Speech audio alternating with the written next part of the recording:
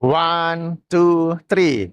Assalamualaikum warahmatullahi wabarakatuh. Sudah agak lama saya tidak buat video di luar ataupun outdoor disebabkan oleh cuaca yang memang sangat panas. Tapi Alhamdulillah kira-kira seminggu ni telah boleh katakan hari-hari hujan pada waktu petang. Maka pagi ni pun saya pun buat video di outdoor sambil mencuba drone terbaru saya ini. Okey, drone ini kalau perasan dia sedikit berbeza. Saya pakai goggles. Bateri untuk goggles tergantung di sini. Kalau sebelum ni drone jenama DJI, baterinya ada dekat headband. So yang ini dekat sini katanya supaya headband ni, goggles ni tak rasa berat. Tapi saya rasa janggal lah pula pakai macam ni. Okay. Cuma goggles ni penting saya tetap pakai kerana dalam goggles ini ada built-in microphone. Dan microphone ni telah di fine tune untuk noise cancellingnya, noise cancellingnya fine tune untuk membatalkan cancel the noise of the drone. Jadi telah fine tune untuk batalkan bunyi drone itu. Cuma pagi ni saya datang tadi tak ada. Saya terbang drone je ada pula orang yang potong rumput. Moga-moga tak adalah bunyi potong rumput yang masuk ya. Jadi saya pun sedang cuba-cuba ni, kita tengok noise cancelling ni macam mana. Yang potong rumput di situ dan bunyi drone di situ, bunyi suara ataupun kejelasan suara saya macam mana ya. Okey, jadi untuk penerbangan pertama, membuat video pertama ni agak-agaknya video apa yang saya nak ulas, react ataupun kritik. Alright, ada seorang sahabat ataupun penonton saluran YouTube saya yang telah forward pada saya sebuah video Ustaz ataupun Profesor Dr. Rozaimi yang 8 tahun lepas, video lama ni. Dia dengar dia tak puas hati. Apa yang dia tak puas hati tu? Di hujungnya tu, dia kata macam Dr. Rozaimi ni hendak mencari jalan pertengahan, hendak mencari penyatuan. Okey, antara Asy'ariyah dan Salafi. Oh, dia tak setuju. Okey, jom kita tonton video tersebut. Kira-kira 4 minit setengah.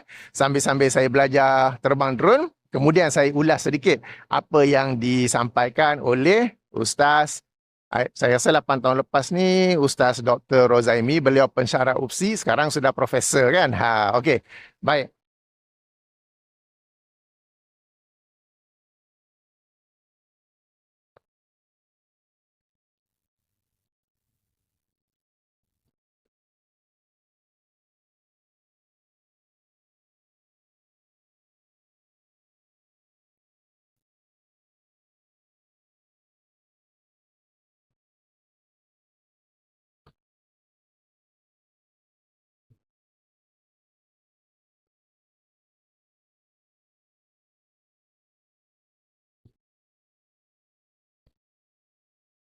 Sebab ada sebahagian yang kadang-kadang terlalu memusuhi golongan-golongan yang dianggap sebagai salafi ini dengan menganggap mereka adalah sesat. Sampai guna akal terlebih. Dia kata geng-geng ni yang kata Tuhan kat langit tu. Kalau Tuhan kat langit, maksud Tuhan ada tempat. Bila Tuhan kat langit, Tuhan ada tempat. Kita kata, golongan salafi tak cakap macam tu. Kita kata, Tuhan kat langit, macam mana tak tahu? Kami sebut macam mana yang Allah sebut, macam mana yang Nabi sebut. Dia kata langit ni kan bulat sebab bumi ni bulat, sfera. Langit tu kat mana? Mereka punya langit lain, kita punya langit lain. So Tuhan kat mana? Jangan fikir dengan akal. Kerana Arash pun di atas langit. So Arash kat mana? Nabi Isra' Mi'raj ke mana? Langit. Ke Nabi pusing-pusing aja? So jangan fikir dengan akal. Benda ni di luar daripada batasan akal.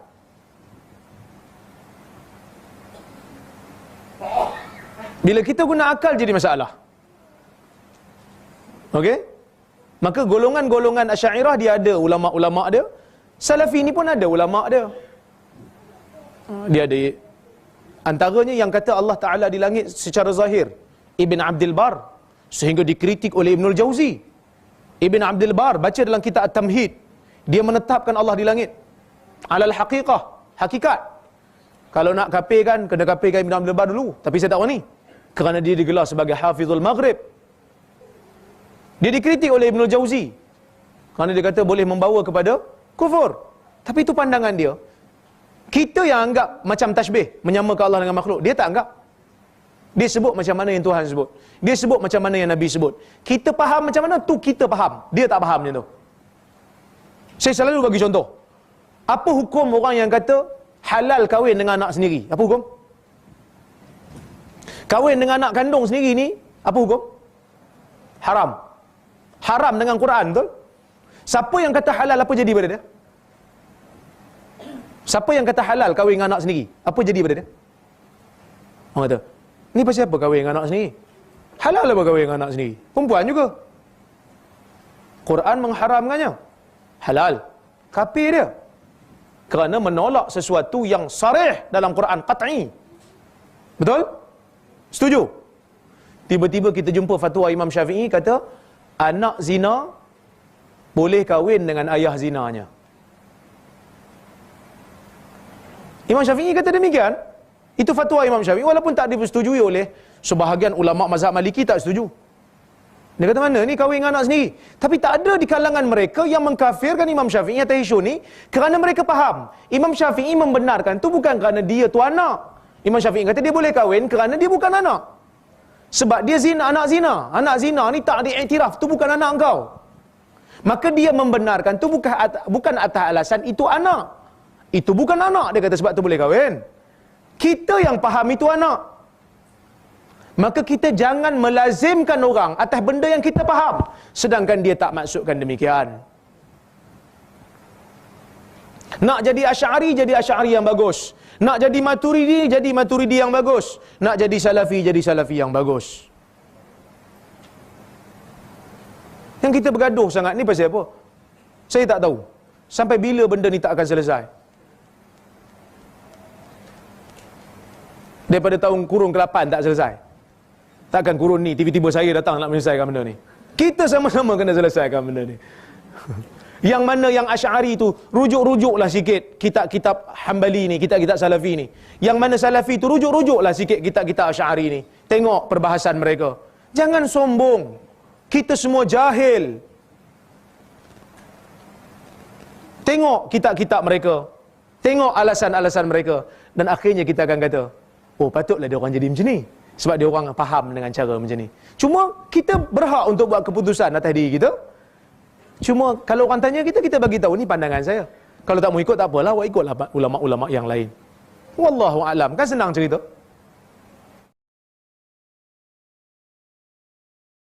Okey, kita sudah apa menontonnya. Sebesar-besar taman yang ada, di mana saya nak buat video, di situ dia nak potong rumput. Saya pun pelik betul. Tadi saya mari sini, bila saya set up drone, tak ada tau. Masih boleh dengar suara saya ke? Tak apalah. Sambil-sambil itu kita boleh try noise cancelling untuk mikrofon ini ya.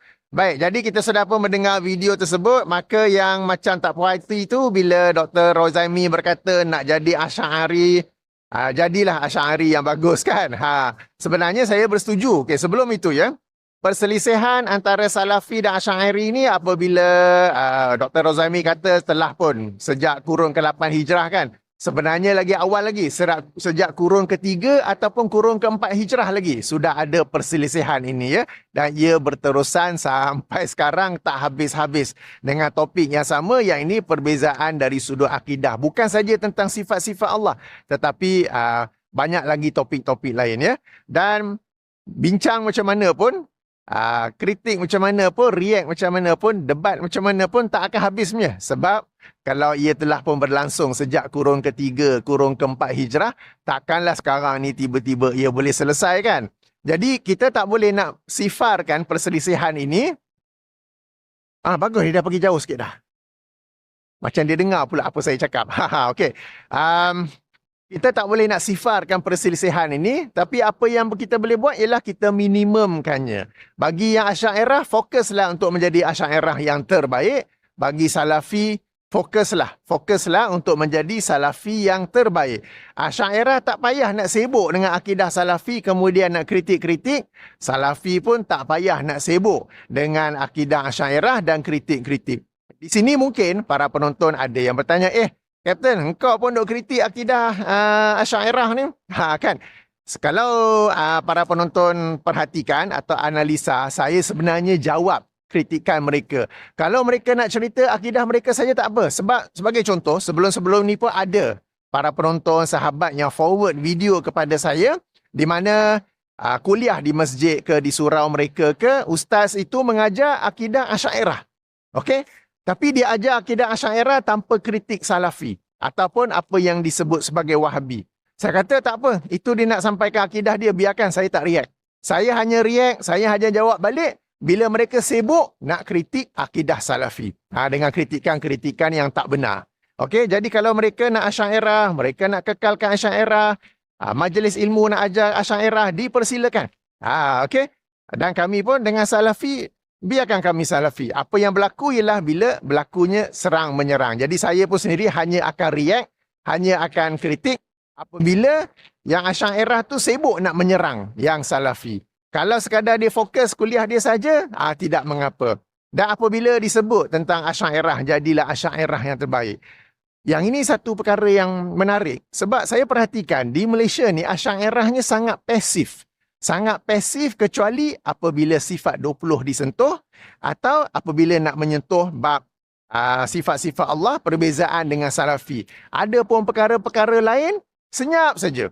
Kan? Sebagai contoh, berdoa di kubur. Senyap saja. Menjadi bukan salah ziarah kubur, tapi pergi kubur untuk berdoa di kubur wali ke apa ke. Contoh lain, adanya ustaz lain yang menyampaikan tafsiran yang salah terhadap ayat Quran. Ada tak ustaz-ustaz Asy'ariyah lain yang bersuara? Tak ada kan? Apabila adanya ustaz-ustaz Asy'ariyah sendiri yang mendakwa diri mereka Asy'ariyah menyampaikan, joystick ni saya kena pegang straight, kalau tidak dia goyang-goyang.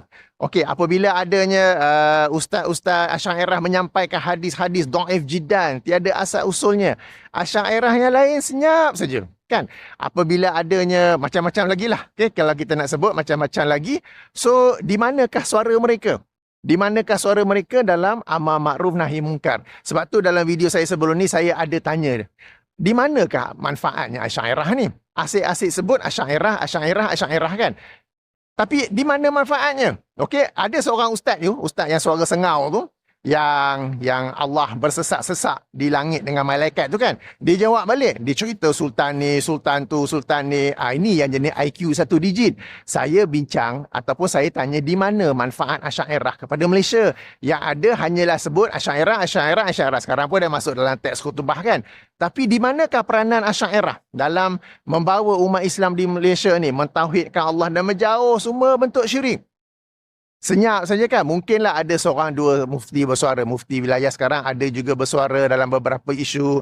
Mufti Penang pun ada juga kan? Tapi yang banyak bersuara ialah yang Salafi, yang membetulkan salah faham, yang membetulkan perkara-perkara yang salah ini. So kita nak Asy'ariyah ni pun aktif dalam tu. Asy'ariyah ni dia hanya bangun, bersuara apabila kita kritik sifat 20 atau apabila berkaitan dengan sifat-sifat Allah. Selain daripada itu, setan bisu. Tak baik pula sebut setan bisu.